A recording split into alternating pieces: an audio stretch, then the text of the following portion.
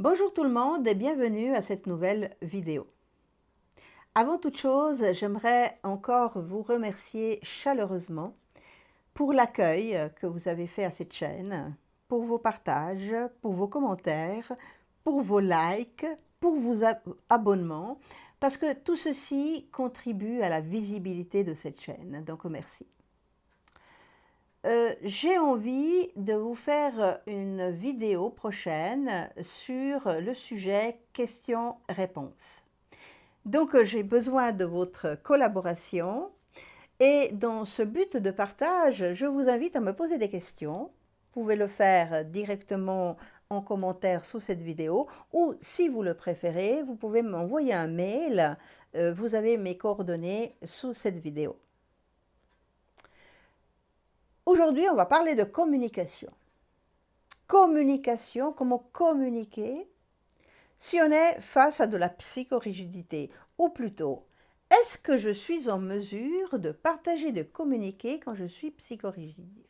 Eh bien, la réponse est non, surtout si je suis face à une psychorigidité sévère, très carrée, très extrême. Pourquoi? Parce que quand je suis dans une psychorigidité très carrée et extrême, j'ai mis un veto, un mur, une barrière qui m'empêche de recevoir toute information qui contredirait mon point de vue. Donc c'est un état de fait. Je constate, j'ai constaté en cabinet, dans mes cours, combien de personnes qui ont une vie, comment dire, très compliquée, parce qu'elles s'acharnent à vouloir convaincre certaines personnes, elles s'acharnent à vouloir se faire comprendre par certaines personnes, et tout ceci parce qu'elles ne savent pas qu'ils sont face à une psychorigidité mutuelle. Alors là, je vais m'expliquer.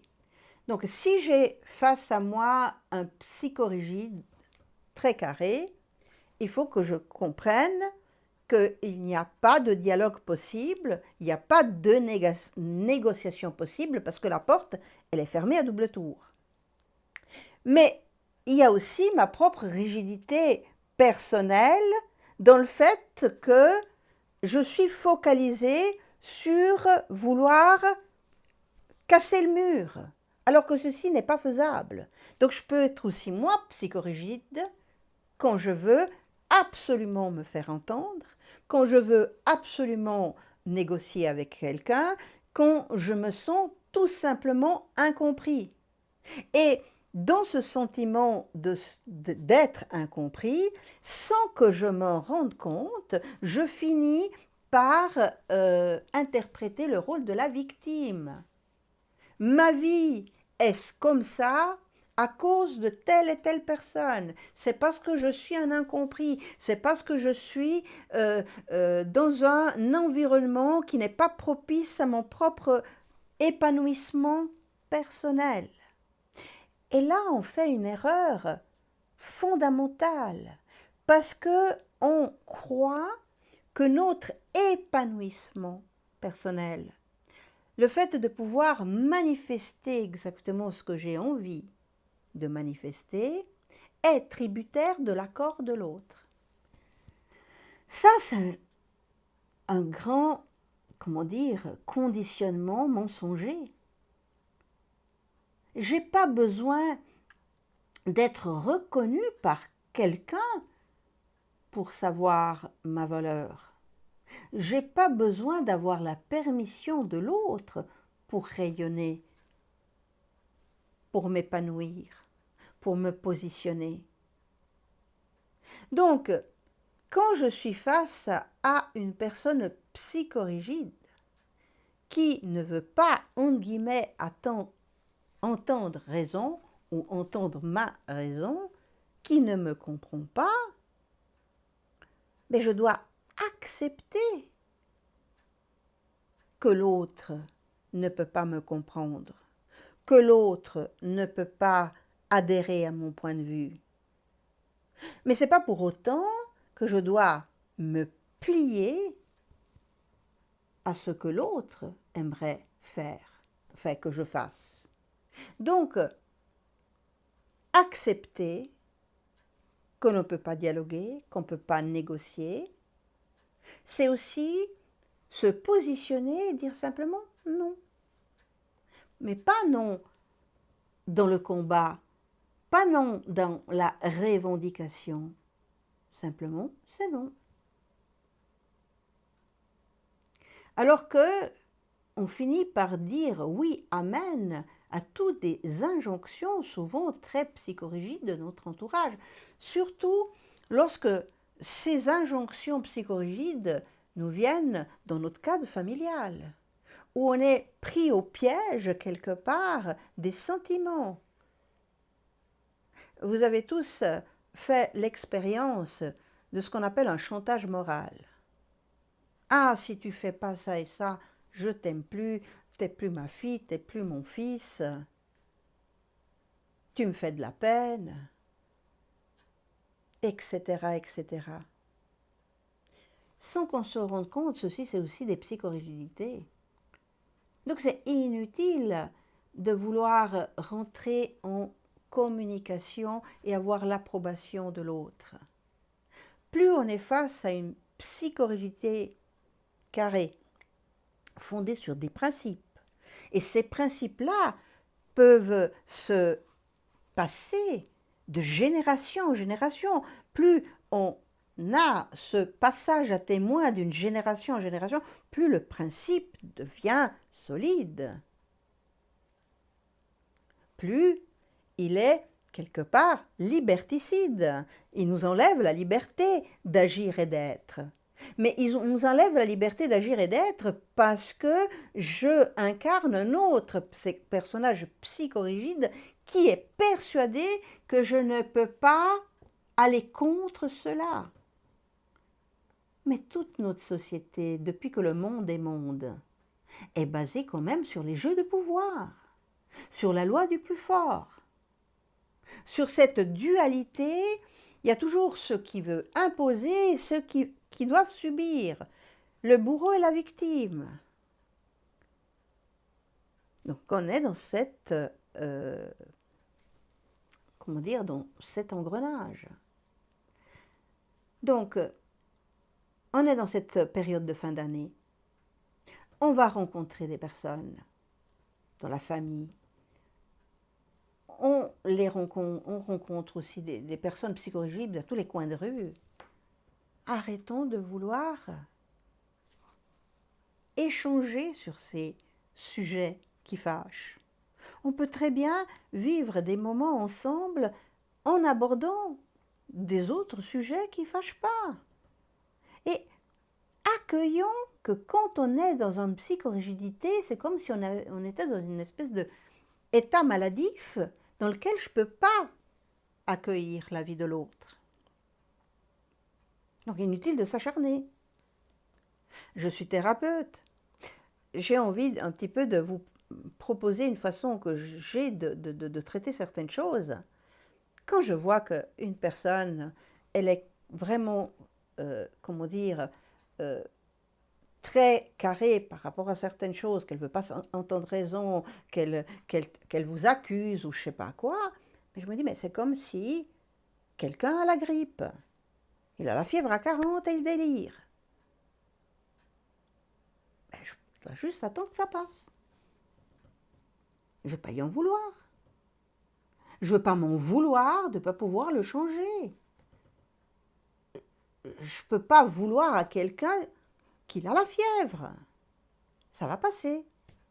Et si moi je rencontre quelqu'un qui a la fièvre, c'est que je suis en mesure de gérer cette personne. Pas en voulant la changer, mais en accueillant simplement, c'est comme ça. Mais ça ne doit pas, comment dire, m'obliger à délirer à mon tour. Parce que moi, je n'ai pas la fièvre dans ce moment-là. Mais si je délire aussi à mon tour, c'est que j'ai aussi la fièvre. Enfin, je ne sais pas si vous m'avez compris. Ne rentrez pas dans cet engrenage.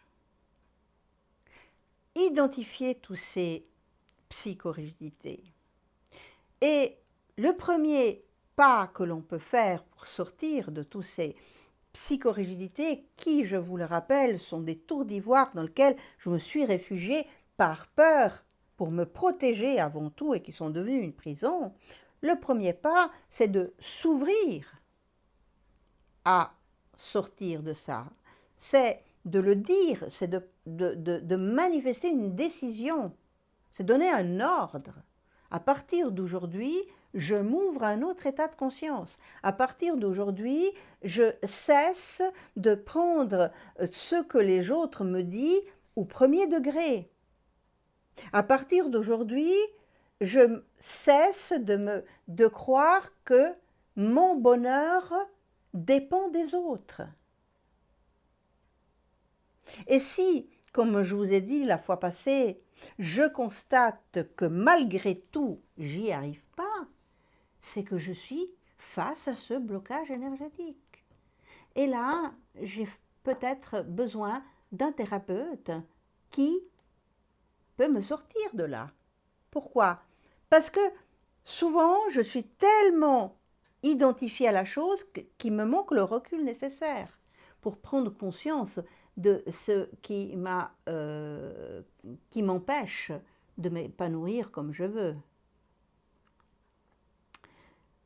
Rappelez-vous que sans l'état de conscience, on ne peut rien faire. Pour changer une chose, je dois en prendre conscience.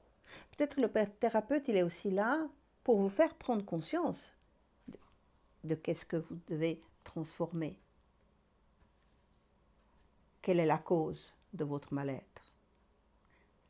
Mais en tout cas, je vous invite vraiment, en cette période de fin d'année, à plus vous faire happer par des chantages, par le fait d'être conditionné par les autres, même si vous devez vivre au quotidien avec des personnes qui veulent vous imposer le point de vue, leur point de vue, leur façon de voir les choses.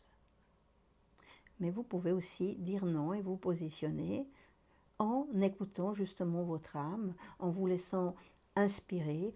Et rappelez-vous du phénomène de la peur. Ne soyez jamais dans l'attaque, soyez plutôt dans la bienveillance et dans l'acceptation. De nouveau, l'acceptation, c'est un petit peu peut-être compliqué, que certaines personnes vivent certains moments comme nous, on a été aussi, dans certains moments de notre vie, très psychorigides pour les mêmes choses. Qu'est-ce qui nous a fait passer à autre chose? C'est de nouveau l'expérience. Donc, je vous invite vraiment à démasquer toutes ces psychorigidités, tout ce qui vous fait souffrir. Et ne croyez pas les gens au premier degré. Ne prenez pas tout ce qu'on vous dit comme de l'argent comptant, du cash. Prenez du recul. Soyez dans le discernement de votre âme. Et vous allez voir que vous allez vivre aussi des moments, même avec des personnes que vous n'aurez jamais soupçonnées, des moments super sympas, si vous vous ouvrez aussi à une autre façon de interpréter votre relation avec votre entourage. Je vous dis à jeudi prochain et j'attends donc vos questions et vos suggestions pour que je puisse vous faire une vidéo questions-réponses. Très belle semaine à vous.